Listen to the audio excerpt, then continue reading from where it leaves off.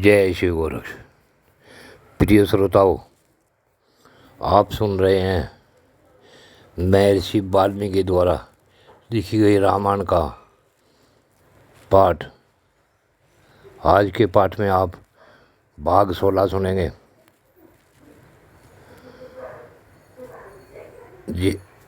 ये पाठ अगर आपने ध्यानपूर्वक सुना तो आपको आभास होगा कि देवता मनुष्यों की किस प्रकार रक्षा करते हैं। अब मैं आपको अपने वास्तविक स्थिति से अवगत करा रहा हूँ। सुने, आज का पाठ है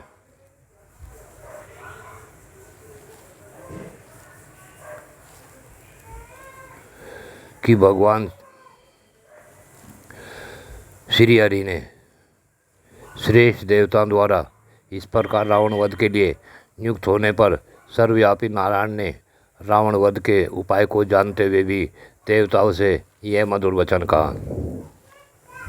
भगवान श्री हरि विष्णु बोले कि हे देवगणों, राक्षसराज रावण के वध के लिए मुझे कौन सा उपाय करना चाहिए जिसका आश्रय लेकर मैं महर्षियों के लिए कंटक रूप उस निशाचर का वध कर सकूं।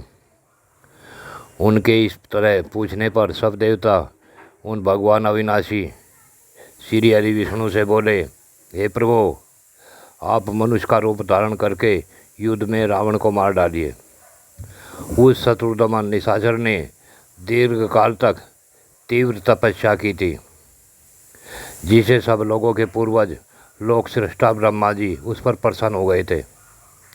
उस पर संतुष्ट हुए भगवान ब्रह्मा ने उस राक्षस को यह वर दिया कि तुम्हें नाना प्रकार के प्राणियों में से मनुष्य के सिवा और किसी से भय नहीं है।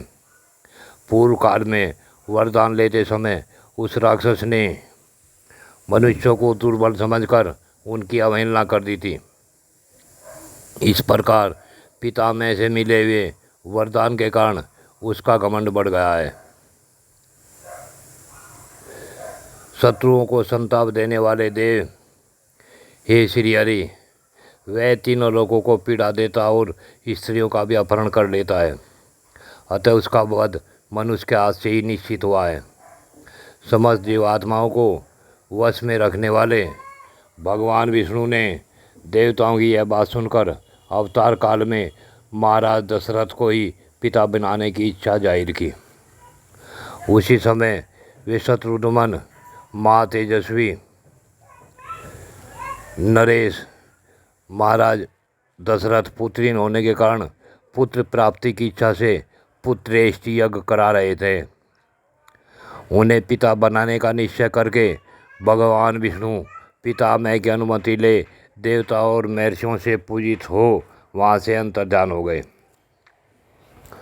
तत्पश्चात पुत्रेष्टि यज्ञ करते हुए महाराज दशरथ के यज्ञ में अग्निकुंड से एक विशालकाय पुरुष प्रकट हुआ। उसके शरीर में इतना प्रकाश था जिसकी कहीं तुलना नहीं थी। उसका बल पराक्रम बहुत महान था। उसकी अंग कांति काले रंग की थी। उसने अपने शरीर पर लाल वस्त्र धारण कर रखे थे। उसका मुख भी लाल ही था। उसकी वाणी से दुंदुभी के समान गंभीर ध्वनि प्रकट होती थी। उसके रोम, दाढ़ी, मूछ और बड़े बड़े केस चिकने और सिंह के समान थे। वह पुरुष शुभ लक्षणों से संपन्न, दिव्याभूषणों से विभूषित, शैल शिखर के समान ऊंचा तथा गर्वीले सिंह के समान चलने वाला था। उस पुरुष की आकृति सूर्य के समान तेजोमयी थी। वह प्रज्वलित अग्नि की लपटों के समान देदीप्यमान हो रहा था। उस पुरुष के हाथ में तपाए हुए जाम्बूनद नामक स्वर्ण की बनी हुई एक परात थी, जो चांदी के ढक्कन से ढकी हुई थी। वह परात बहुत बड़ी थी और दिव्य खीर से भरी हुई थी। उसे उस पुरुष ने स्वयं अपनी दोनों भुजाओं पर इस तरह उठा रखा था मानो कोई रसिक अपनी प्रियतमा पत्नी को अंक में लिए हुए खड़ा हो। वह अद्भुत परांत माया में इसी जान पड़ती थी।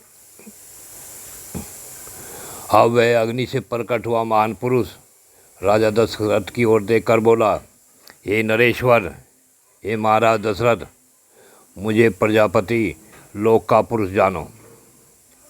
मैं यहाँ प्रजापति की आज्ञा से उपस्थित हुआ हूँ।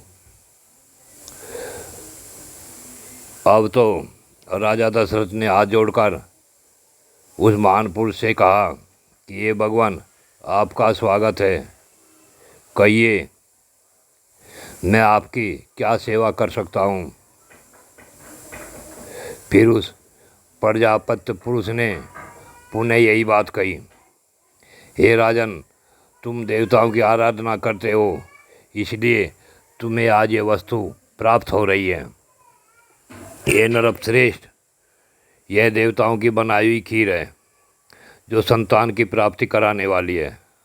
तुम इसे ग्रहण करो, यह धन और आरोग्य की वृद्धि करने वाली है। हे राजन, यह खीर आप अपनी योग पत्नियों को दो और कहो तुम लोग इसे खा लो। ऐसा कहने पर उनके गर्भ में आपको अनेक पुत्रों की प्राप्ति होगी, जिनके लिए तुम ये यज्ञ करा रहे हो। यह यज्ञ आपका संपूर्ण हो जाएगा। इतना कहकर उस पुरुष की हुई राजा ने प्रसन्नतापूर्वक बहुत अच्छा कह दिया।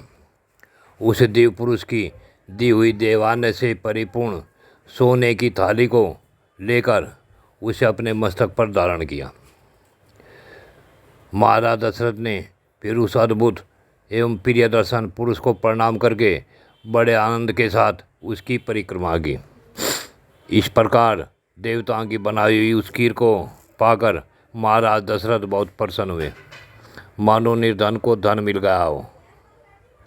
इसी प्रकार महाराज दशरथ बड़े ही प्रसन्न हुए।